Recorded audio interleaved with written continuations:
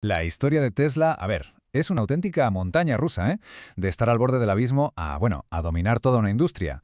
Pero, claro, llegar a la cima es una cosa y mantenerse, eso ya es otra historia. Hoy vamos a ver precisamente eso.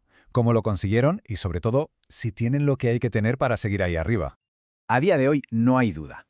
Tesla es el rey. El gigante que, nos guste o no, ha redefinido por completo las reglas del juego en el mundo del motor.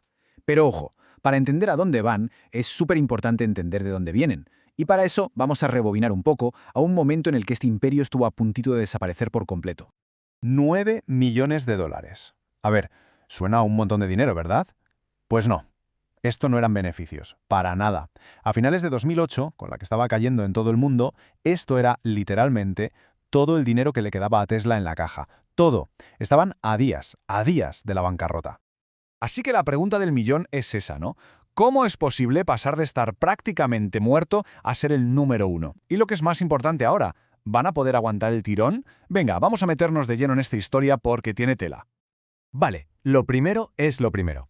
Para entender cómo Tesla llegó a ser lo que es hoy, tenemos que viajar a sus orígenes, a ese momento en el que su futuro pendía de un hilo, a esos primeros años de locura en los que, básicamente, cada día era una batalla por la simple supervivencia.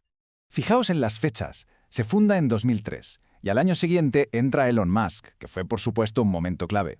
Pero el año crítico, el de verdad, fue 2008. Es una locura porque justo cuando lanzan su primer coche, el famoso Roadster, ¡zas!, la empresa se queda sin un duro.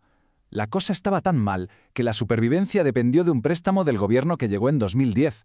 Casi nada. Es que esta frase del director financiero de la época, Deepak Aguja, es que lo resume todo a la perfección. No habla de una mamarracha, no. Habla de un invierno nuclear. O sea, imaginemos la situación. La presión era tal que no sabían si la semana siguiente iban a poder pagar las nóminas. Un milagro, dice. Así de cerca estuvieron de desaparecer. Pero claro, una vez que logras sobrevivir a algo así, tienes dos opciones. Y Tesla no se conformó con seguir haciendo coches, no. Se propusieron algo mucho más grande: reinventar la propia forma de fabricarlos.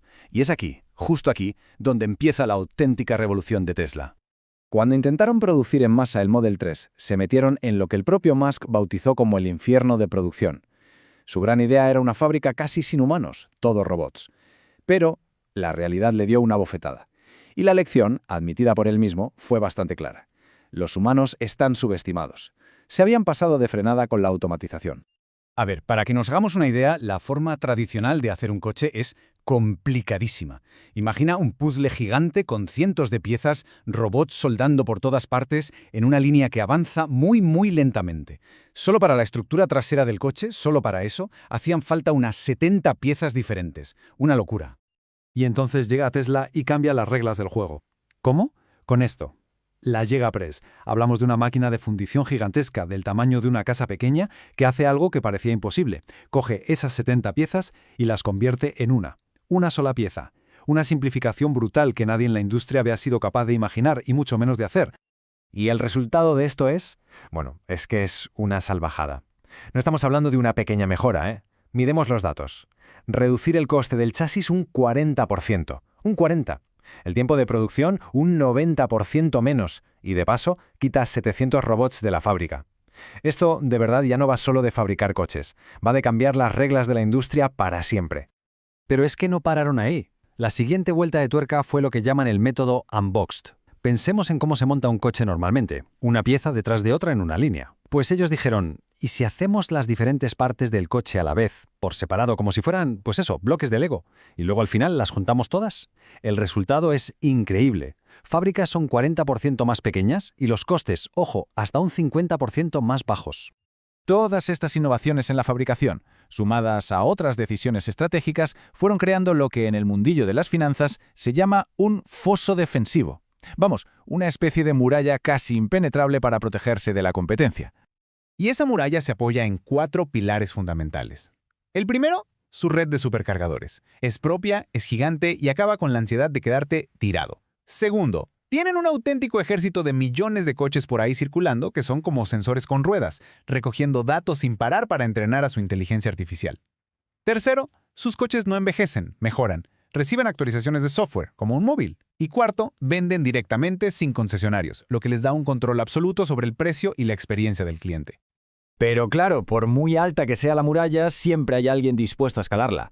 El éxito brutal de Tesla ha hecho que toda la competencia se ponga las pilas y ahora mismo la guerra por el coche eléctrico es más salvaje que nunca.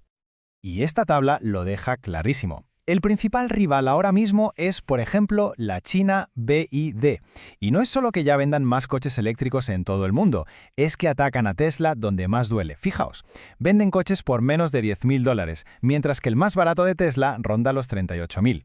Y encima, su sistema de ayuda a la conducción es gratis, mientras que el de Tesla cuesta $8.000. Es un ataque en toda regla.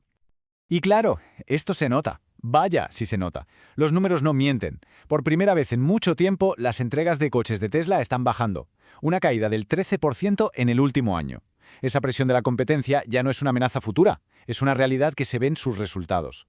Y ante este nuevo panorama, ¿qué está haciendo Tesla? Pues está pivotando, está cambiando su estrategia de una forma radical. Ya no se ven solo como una empresa de coches, no. Su ambición ahora va mucho más allá. La nueva hoja de ruta es bastante clara y tiene dos partes. Por un lado está el negocio actual, el de hoy, seguir vendiendo coches y sistemas de almacenamiento de energía. Pero la gran apuesta, donde creen que está el verdadero futuro de la compañía, está en otro lado, en los robotaxis totalmente autónomos y en los robots humanoides. Es que esta frase de Musk es una auténtica locura si lo pensamos bien. No está diciendo que los robots serán una parte más del negocio, no. Está diciendo que serán el 80% de todo el valor de Tesla. Es un todo o nada, una apuesta total por un futuro en el que Tesla ya no es una empresa de coches, sino una de inteligencia artificial y robótica. Y mientras todo el mundo habla de los coches y de los robots, hay una parte del negocio de Tesla que está creciendo a un ritmo increíble casi sin hacer ruido. Su división de energía, la que vende baterías para casas y empresas, ya supone el 12% de todos sus ingresos, y el año pasado era el 9%. Es una pieza cada vez más importante del puzzle, una que a menudo se nos olvida. Al final todo se resume en esto. Este es el gran reto que tienen por delante. Tienen que llevar a cabo una transformación gigantesca para convertirse en líderes en inteligencia artificial y robótica. Y tienen que hacerlo mientras libran una guerra brutal día a día en el mercado de los coches eléctricos. Un mercado que ellos mismos crearon, pero que ahora está plagado de competidores muy duros. Y con esto llegamos al final, con la gran pregunta flotando en el aire. Ya demostraron una vez que son capaces de hacer lo que todo el mundo decía que era imposible. La cuestión ahora es, ¿podrán repetir la hazaña? ¿Podrán hacerlo de nuevo en un terreno todavía más difícil y esta vez con el mundo entero mirando cada paso que dan? El tiempo lo dirá.